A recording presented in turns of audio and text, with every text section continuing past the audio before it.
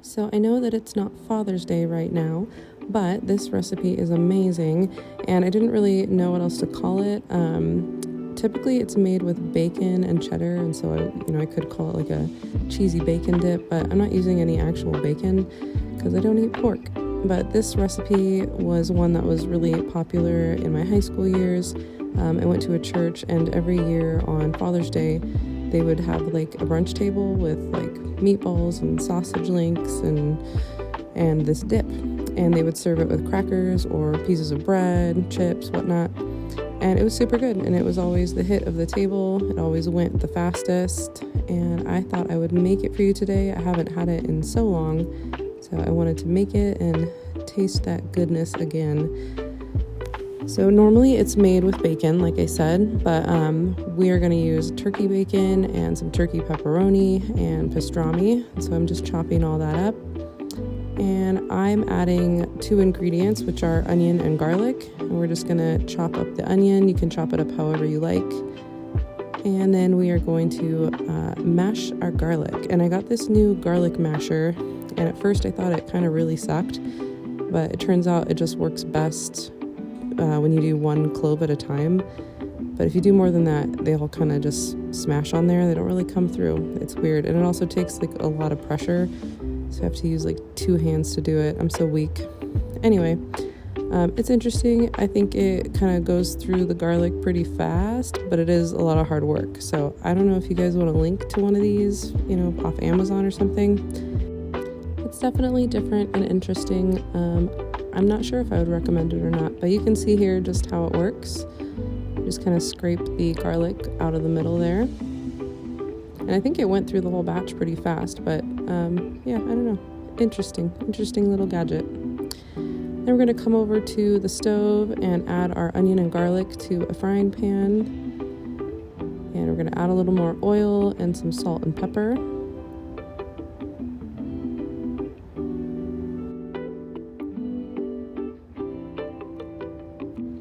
And then once the onions and garlic are all golden like this and soft, we're going to add it to the mixing bowl.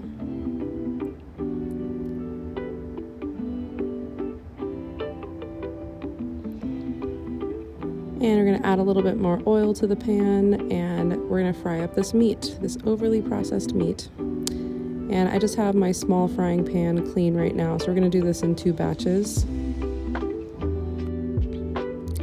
Just going to add more oil as it's needed. If the meat's sticking to the bottom of the pan too much, make sure to add a little bit more oil.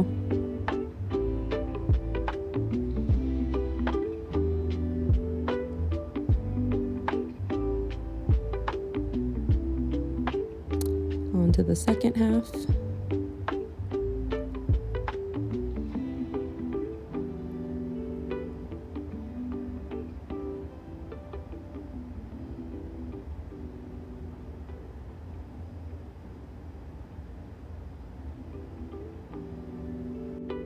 One thing that I do miss about eating pork is making like really crispy bacon. I just loved how it fried up.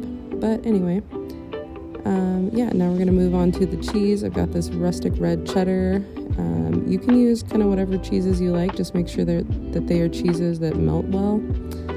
Yeah, this one was really good. Got to do a little taste test. Now we're gonna shred it all up.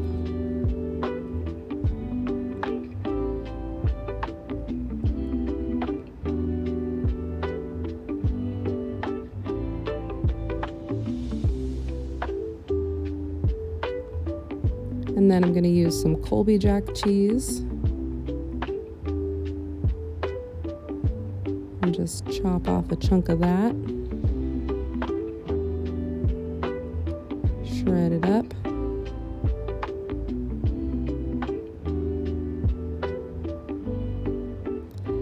We seem to have a little bit of a Napoleon Dynamite moment here. Did anyone notice that in Napoleon Dynamite when is it Kip or Chip, when he's shredding the cheese on the nachos, how it just all of a sudden becomes like a huge mountain of nacho cheese while he's on the phone? I love that movie. And then lastly, we did some Parmesan, and we've got about 4 cups total of shredded cheese here. We're going to start adding that to the bowl.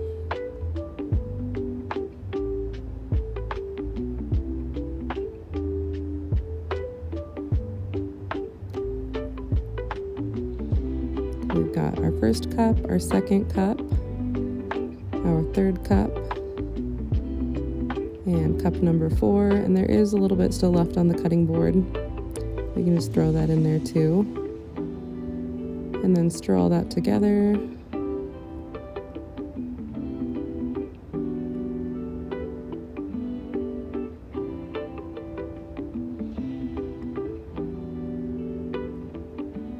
And then our last ingredient is some mayonnaise. I didn't really measure first. I just kind of squirted whatever I had left in this bottle into the bowl. But I think it came out to be either 1/3 of a cup to 1/2 a cup, somewhere around there. I did add a little more than what I am starting mixing right here. Kind of let it settle at the bottom so I could squeeze the rest out.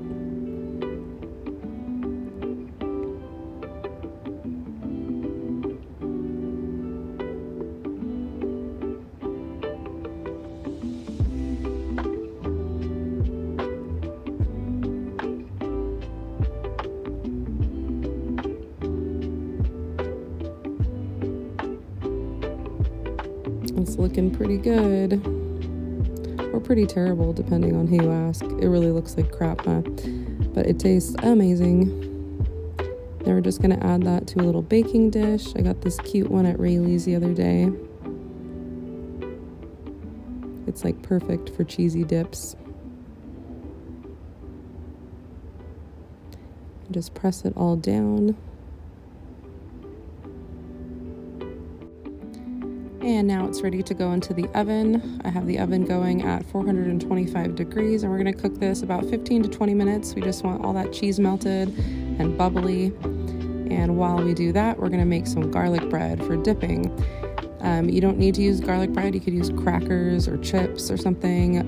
Or if you're trying to do like a keto diet, this would be really great on top of like broccoli or Brussels sprouts. Super good. All right, so I'm just chopping my bread, and then we're gonna put it on a pan and butter each little piece.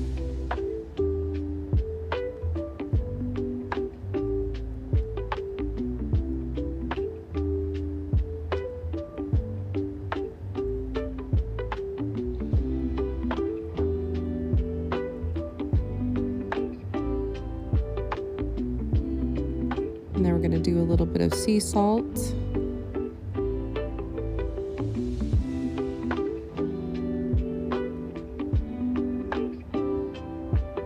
And a generous dusting of our garlic powder.